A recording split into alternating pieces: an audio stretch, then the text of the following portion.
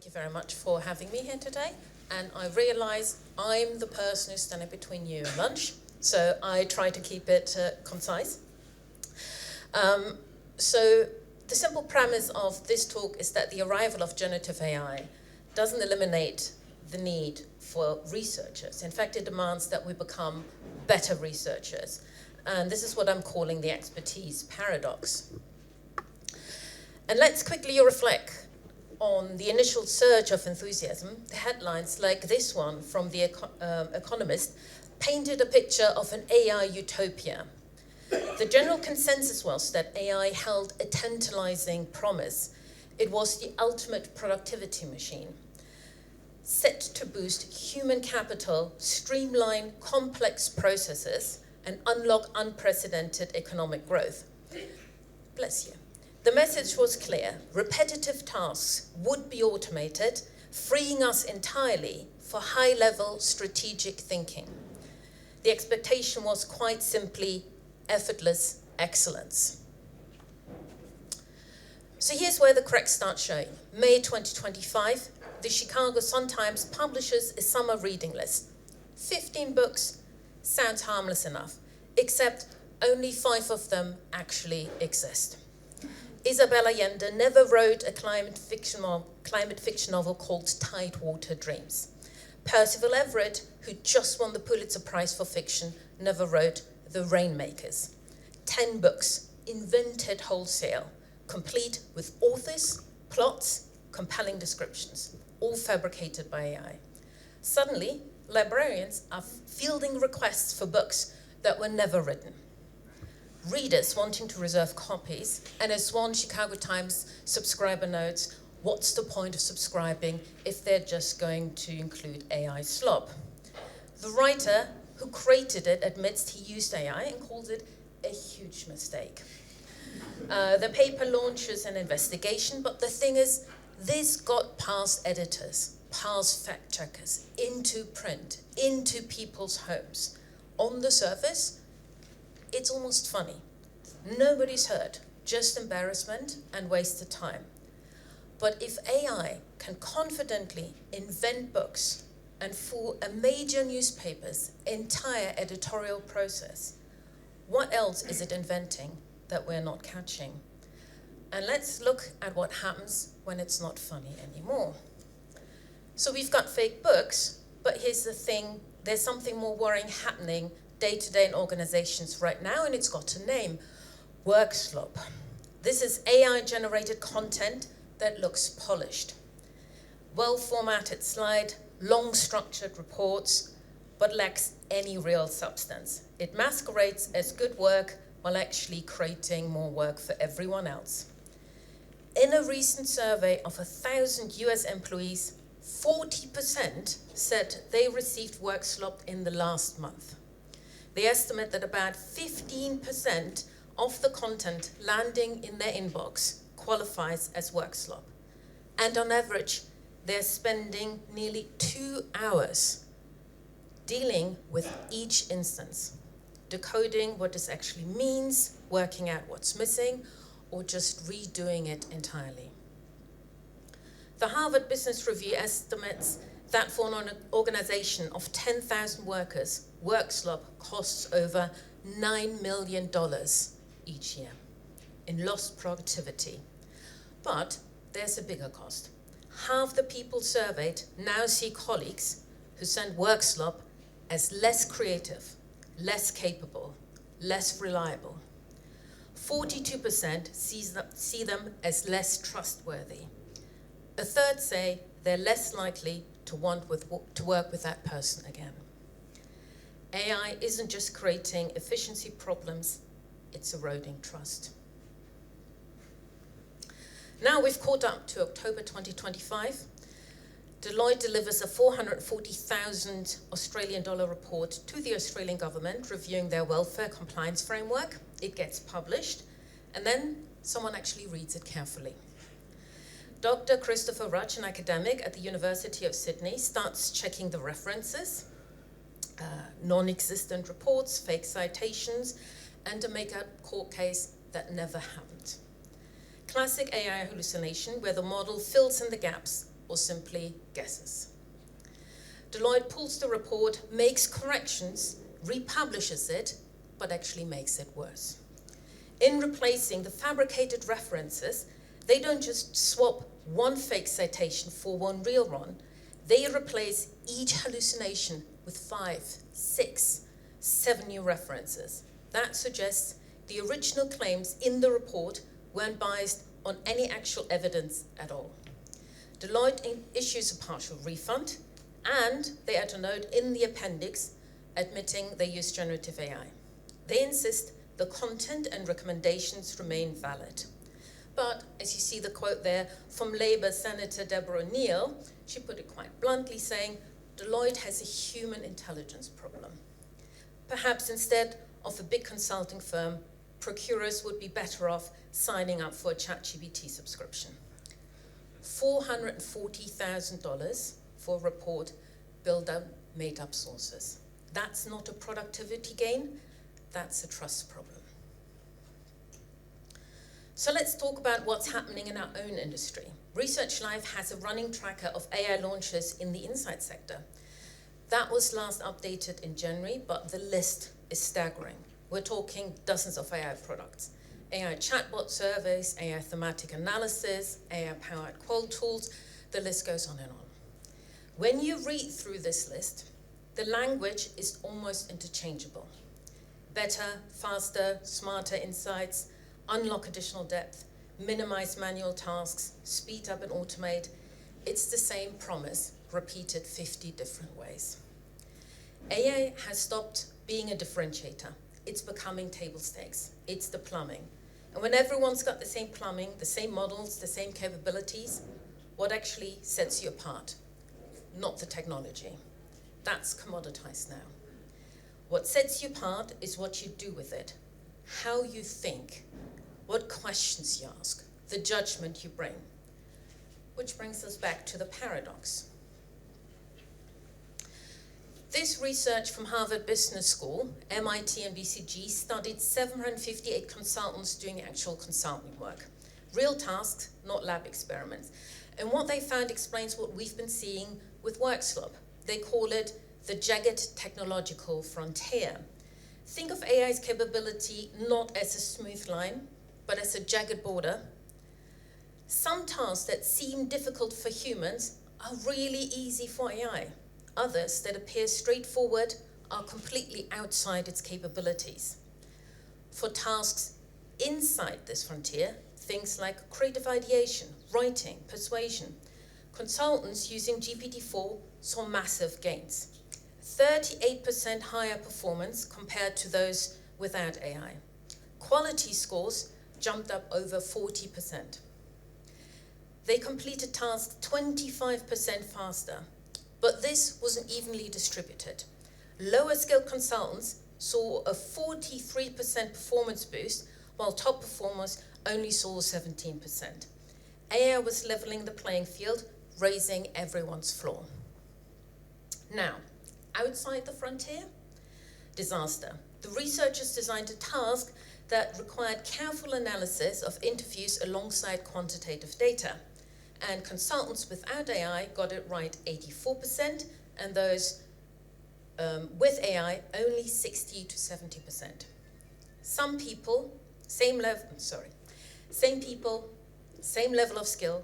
The only difference was whether the task fell inside or outside AI's jagged frontier.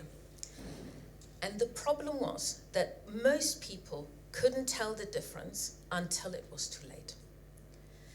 AI doesn't make you an expert. It amplifies the expertise you already have, but only if you know when to use it. So, if AI isn't making us experts, what is it doing to the way we think?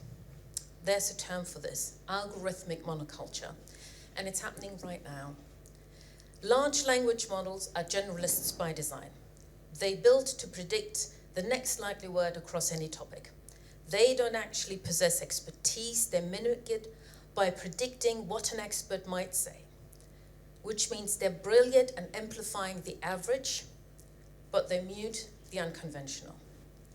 When we use similar tools trained on the same data sets, we risk losing the diversity that drives genuine innovation. What's most worrying to me is that the drive for efficiency and optimization undermines serendipity. Those moments of taking the scenic route when researching a topic, that's where breakthrough ideas often come from. If the process becomes too streamlined, we'll lose that. We're all regressing to the mean. Shallow synthesis, less diversity of thought, and crucially, we're outsourcing the thinking that's genuinely novel while keeping the boring bits that are just execution. Right, so what's the actual value of keeping humans in the loop? Let's be specific about what AI fundamentally cannot do. So no context, no why. An AI can tell you that consumer sentiment is shifting. It will spot patterns in the data, but it cannot tell you why. It doesn't understand the nuanced cultural, economic, emotional drivers behind what it's showing you. That interpretation, that's still human. It's backwards looking. AI cannot generate data that doesn't exist yet.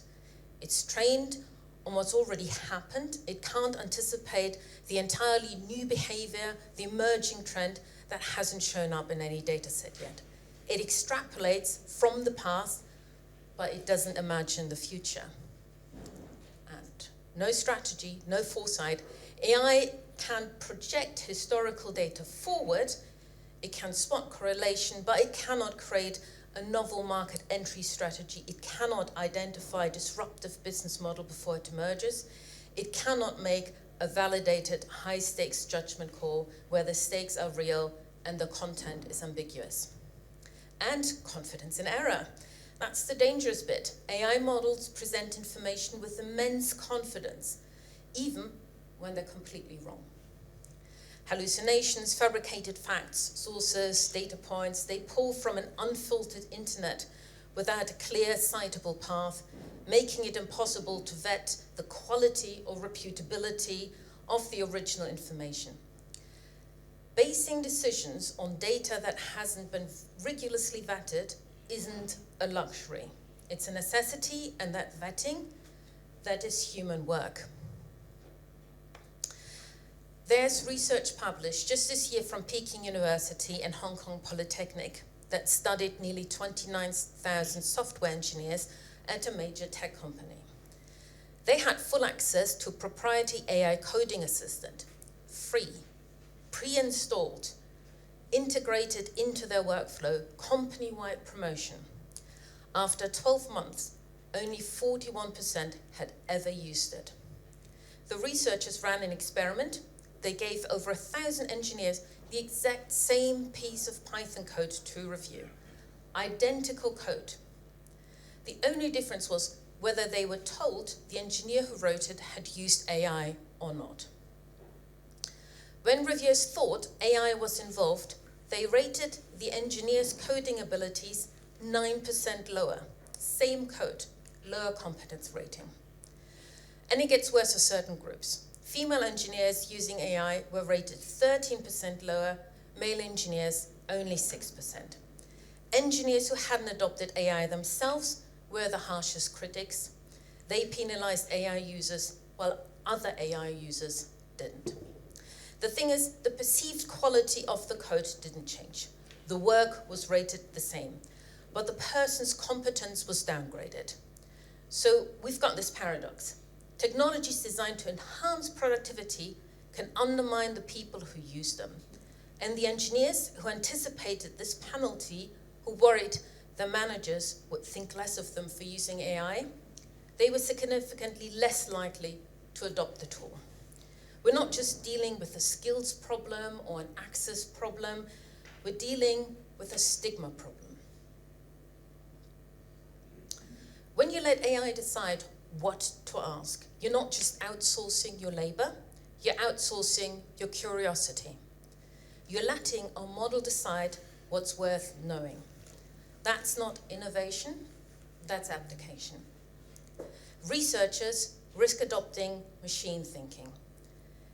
There's a real danger of critical thinking atrophy, not prompting for dissenting views. not questioning assumptions, just accepting what the model suggests because it sounds confident. If AI makes advanced methods easy to use, who ensures they're used correctly? If you don't know what good research looks like, you won't recognize when you're being guided down the wrong path. You won't know when you're outside the frontier until it's too late. That's the difference in stakes. Research isn't a push the button and trust the output. It requires cognitive struggle. That moment of wrestling with a problem, of not quite understanding, of having to think through why something doesn't make sense, that's where learning happens. If we eliminate that friction entirely, we're not making better researchers, we're making faster ones who understand less.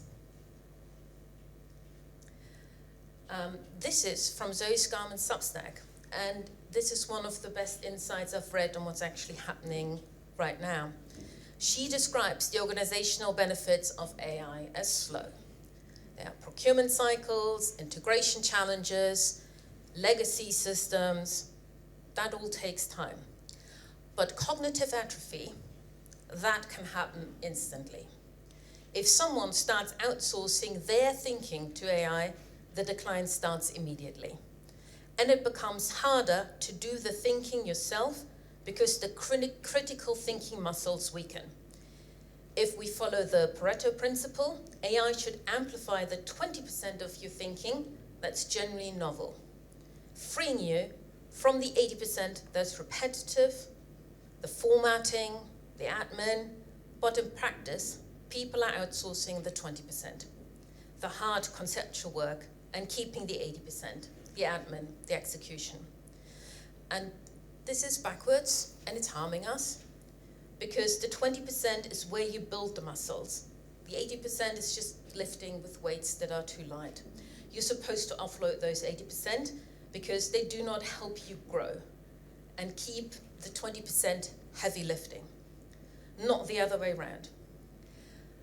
Early stage atrophy feels like productivity. Look at all this output. Look how fast I can turn things around. Meanwhile, you're hollowing out the very capabilities that make you valuable in the first place. The output looks good, the speed is fast, but the decline is still invisible. 5 years from now, who mentors the next generation if the current cohort never developed those muscles themselves? We're not just risking our own capabilities, we're risking the hand down of knowledge to future researchers. Right, so if we know cognitive atrophy is happening and we know that human-led research is the antidote to algorithmic monoculture, how do we actually make the case for slower, harder work? Because that's what we're really talking about, selling inefficiency in an efficiency-obsessed world. WARC's 2025 Future of Strategy report surveyed over 1,000 strategists globally, and 46 said human-led research is the antidote to average. As everyone uses the same AI tools, there's actually greater value in human-led research to move forward, to move brands beyond the generic. It's about playing to win, not playing not to lose. Human-led research is what differentiates you when everyone else has access to the same models, the same data sets, the same capabilities. The question isn't how much time we can save, is what we choose to do with the time we save. Do we just produce more of the same faster? Or do we use that efficiency gain to go deeper, spend 3 days sitting with the brief, to actually talk to real people instead of synthetic personas? The WARC report also argues that we need to evolve beyond the classic T-shape. Instead, it calls for M-shaped skill sets, people with several distinct areas of deep expertise, not just one.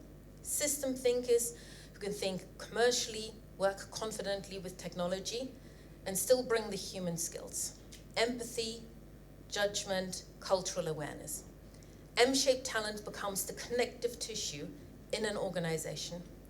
They can see patterns, connections, and use cases that are still invisible to siloed specialists or poor generalists.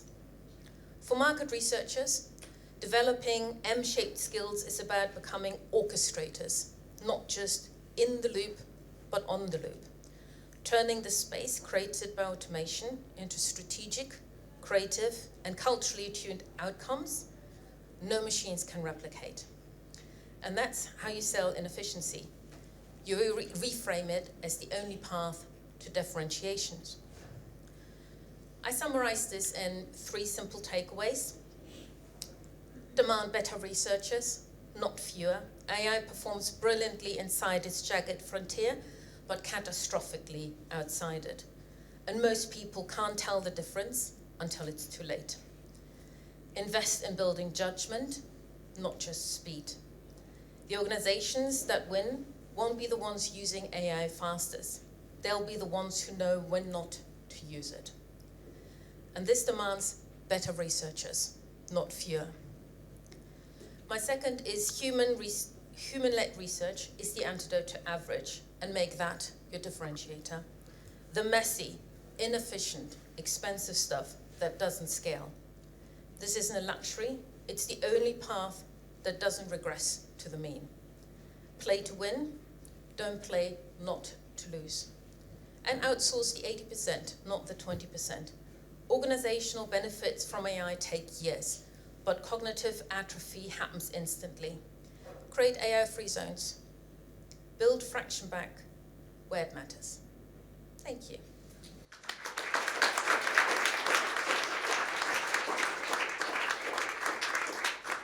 Thank you, Caroline. Any questions? No? It's that lunchtime effect, I think, where we're experiencing that. I've got one question, if I may. Cognitive atrophy. Yeah, I think I've got it. I hadn't heard it before, but no, thank you for that. Is it really as black and white as that? That the 20% we should just stay away from the LLM? Or is there a role perhaps in that, thought-inspiring collaboration we can have with the LLM that takes us somewhere towards, the cognitive stuff that we should be doing? I think nothing about this is black and white, and we just have to figure out, as you're working with LLMs, this was not about don't work with LLMs. It was like the research that was on the jagged frontiers, like figure out what the LLM is really good at, because I work with LLMs almost daily, but I'm one of these people, I constantly argue with it, and I'll tell it off, because I just learned over time, we're still learning, and the models keep constantly changing.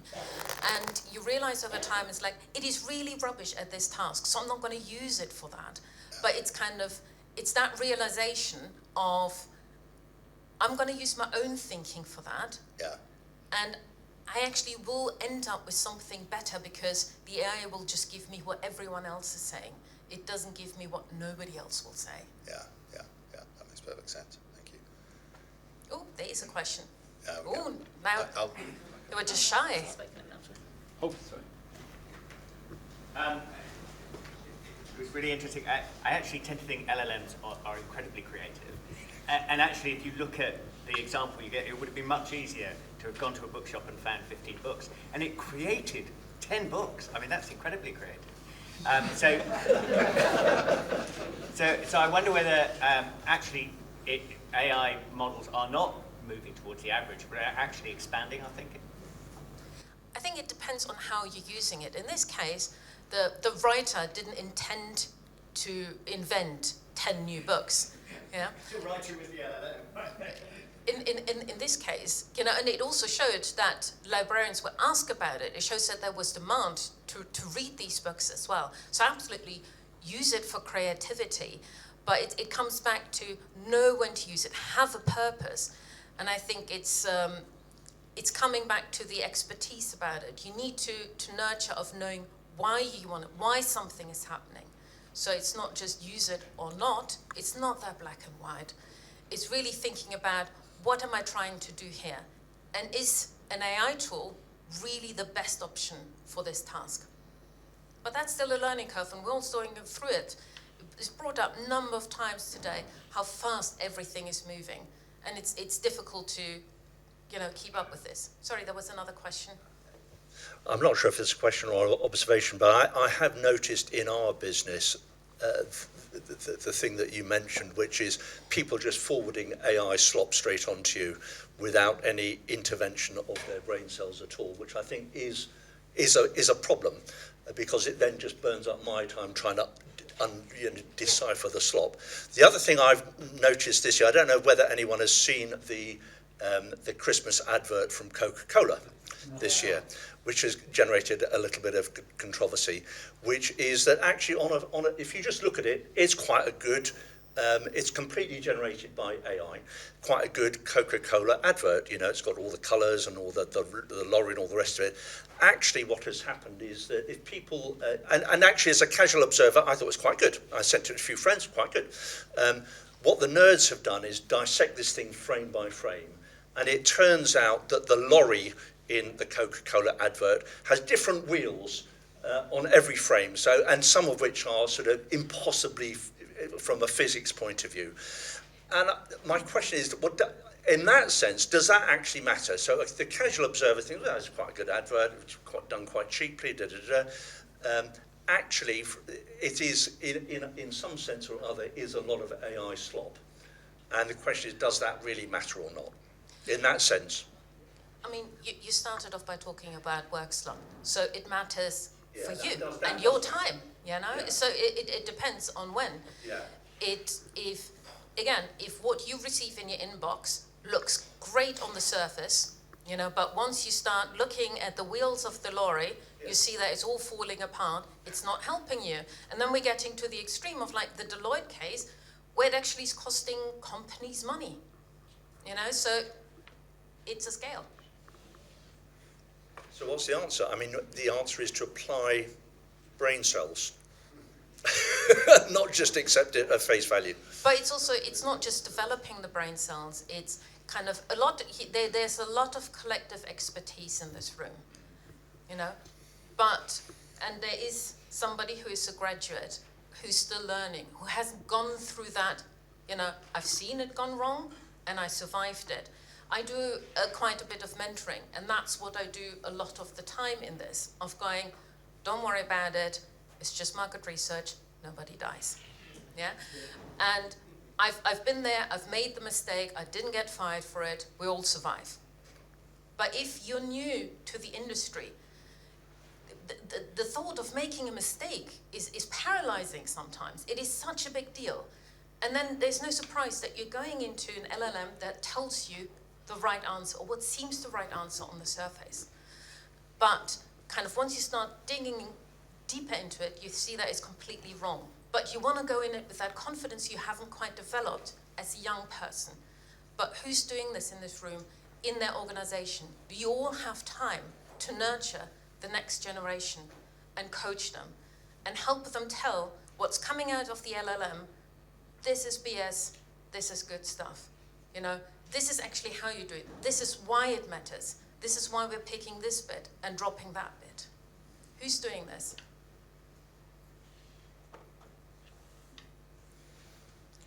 Right. One more question? Questions, then it's, I think, time for lunch. Thank you very much. Okay, let's do it.